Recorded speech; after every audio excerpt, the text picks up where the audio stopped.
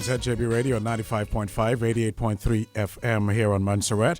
And as the dreaded coronavirus moves across the globe, here in Montserrat, affecting us as well in terms of different way of living. And to give us an update as to how things are going from the Ministry of Health, we have the Honorable Charles T. Kernan, Minister of Health and Social Services, accompanied by the Director of Primary Health Care, Dr. Dorothea Hazel Blake. Now, as we join them in our studios here at ZJB Radio. Good afternoon, fellow Monsterations.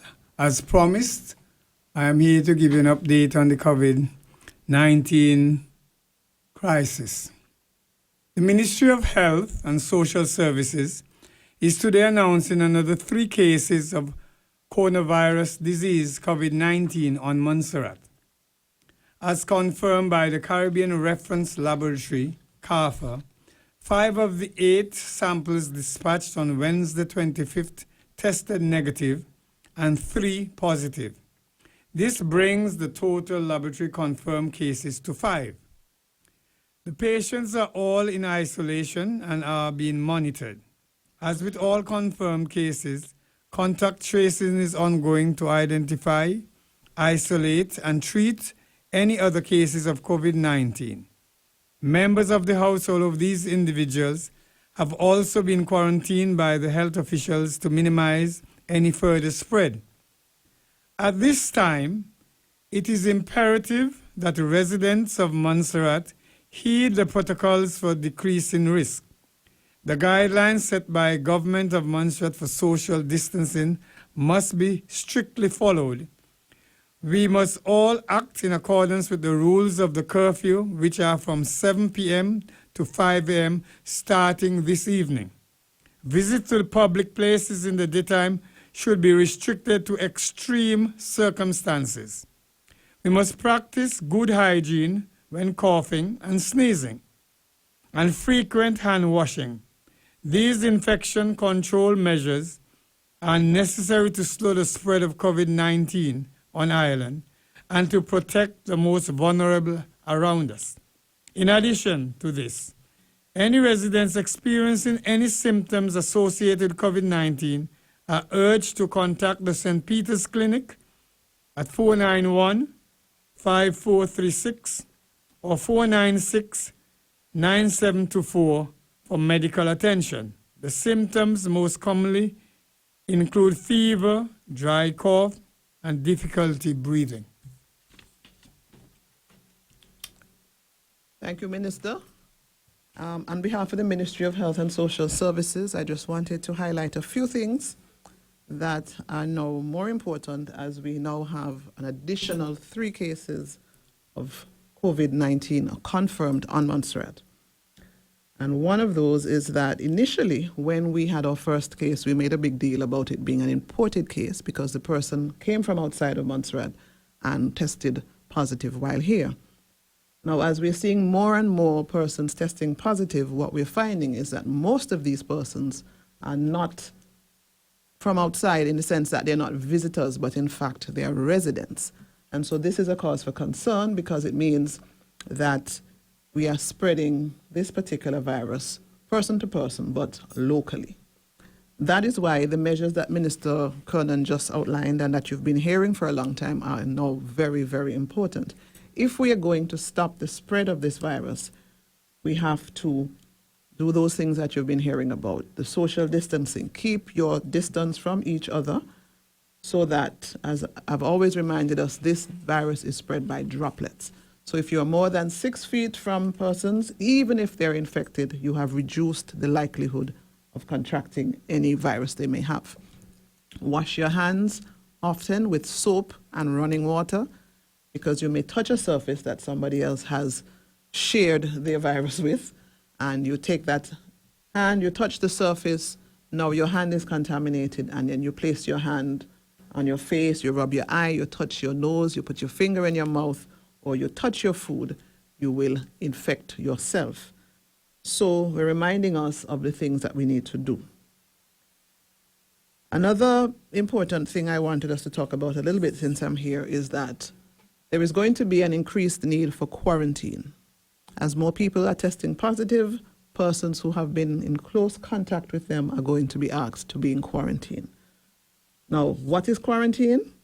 Quarantine is that process when a health official asks you to remain isolated from other people, to reduce your contact with other people because you have been exposed to a known virus or a known disease, as a matter of fact. And so, under the Quarantine Act of Montserrat, the Chief Medical Officer has that authority to ask persons who we identify as being at risk of being infected or being exposed to remain at home or to remain in some other facility that is identified. In most cases, we will ask you to remain at home. So that's what quarantine is, and the reason in this case will all be because you have been identified as a close contact of somebody who has tested positive for COVID-19. Now, sometimes when we approach persons and tell them that they are an identified contact, they are in disbelief. But my encouragement to you is it is for your own good. So listen to the health team member who comes. They will help you to understand why you are at risk.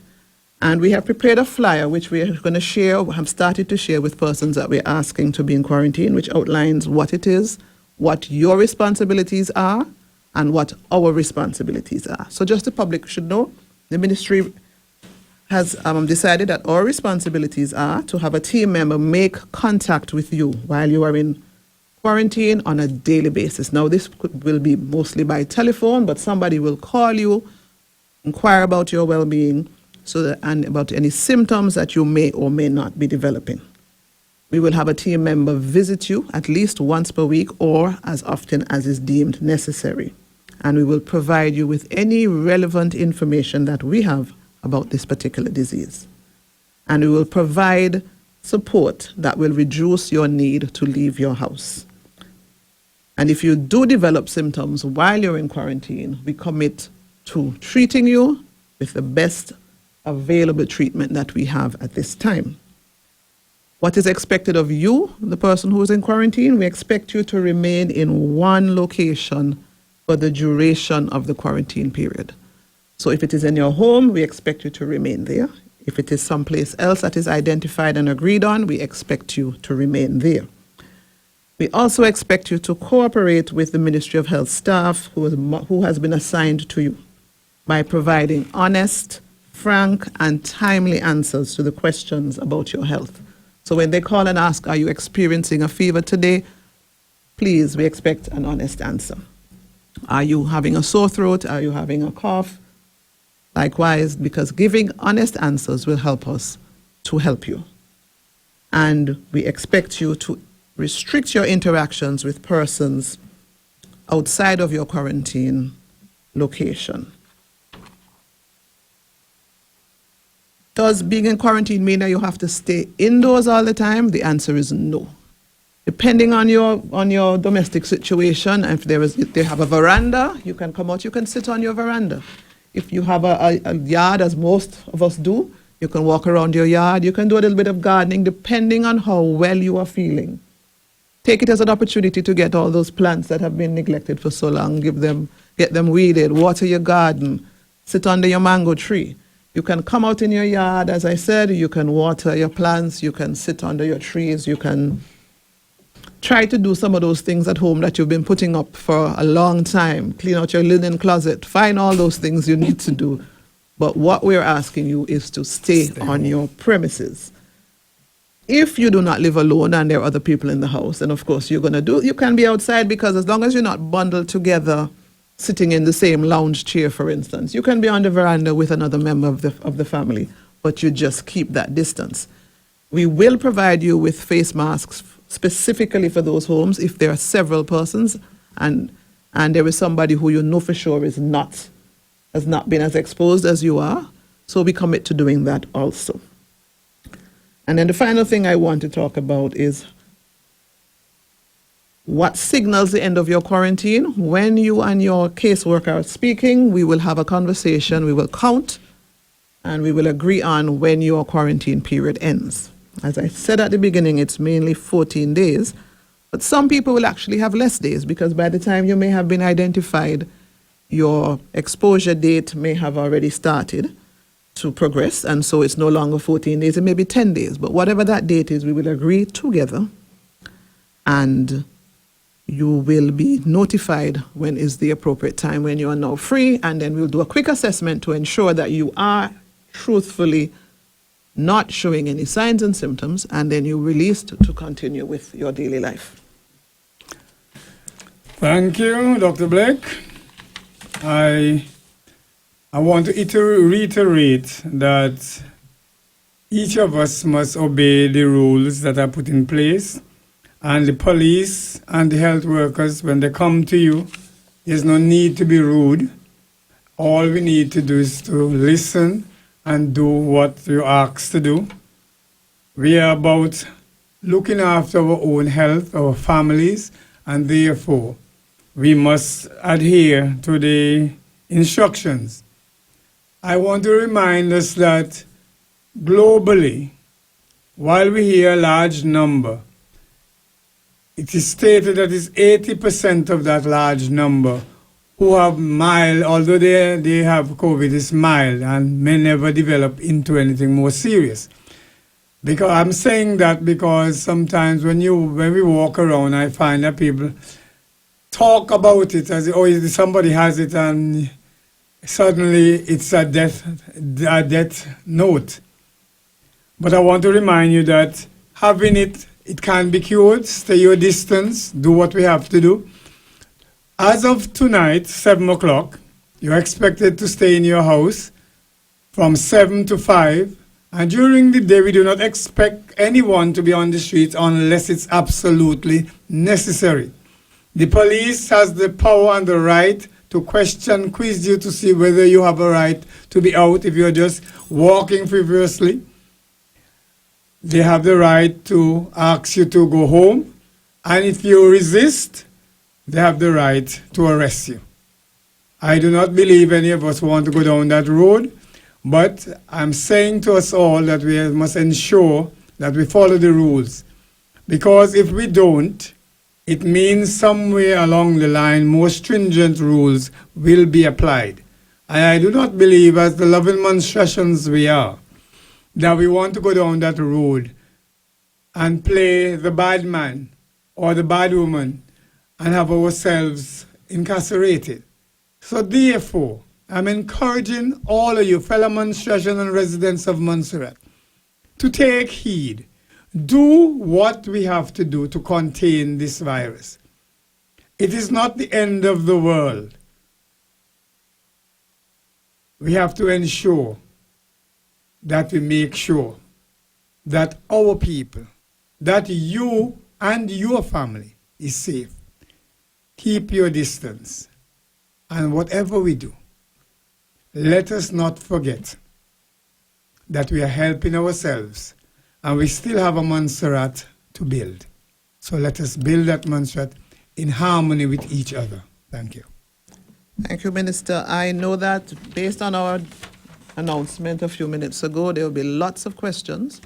And so I'm inviting members of the media and members of the public. If you have questions, I can't promise you I can answer them today, but if you forward your questions to the Director of Communications at Smith V, as in Viona, at gov.ms, she will forward them to us, and I will do my best to respond to the ones pertaining to the Ministry of Health, and I'm sure she will forward the others, any others, to the relevant parties. So please, feel free, send your questions, but just be aware that there may be some delay in responding because we're kind of busy right now doing other things. And before I finish, let us listen to the authorities that know about this disease.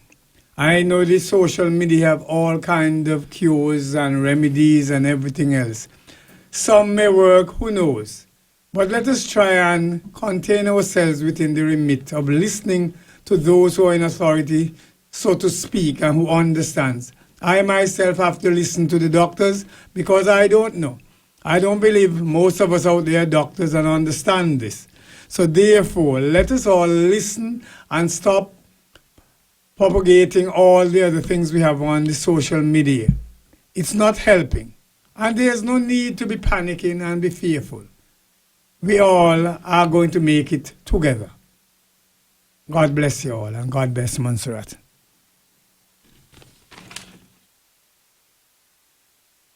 And you've been listening to updates from the Minister of Health on Montserrat, the Honorable Charles T. Kernan, Minister of Health and Social Services, accompanied as well by Director of Primary Health Care, Dr. Dorothea Hazel Blake, carried here on ZJB Radio. Our time, just about 24 and a half minutes to go before 6 o'clock. We invite you to stay tuned for the program Family Reading Time. Keeping Montserrat alive. This is 95.5, 88.3 FM. ZJB Radio.